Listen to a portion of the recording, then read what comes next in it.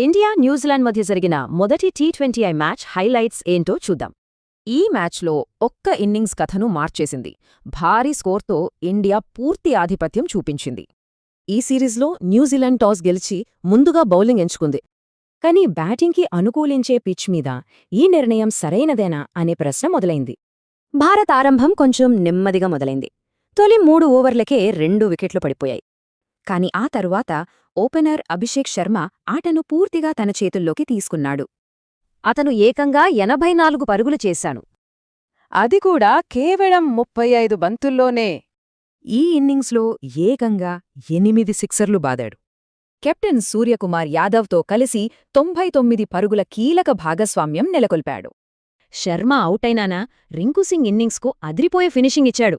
ఫలితంగా భారత్ 20 ఓవర్లలో 238 పరుగుల భారీ స్కోర్ చేసింది. ఇంత పెద్ద టార్గెట్ చేస్ చేయడం న్యూజిలాండ్కు చాలా పెద్ద సవాల్గా మారింది. న్యూజిలాండ్ చేజింగ్ చాలా దారుణంగా మొదలైంది. కేవలం ఒక్క పరుగుకే 2 వికెట్లు కోల్పోయింది.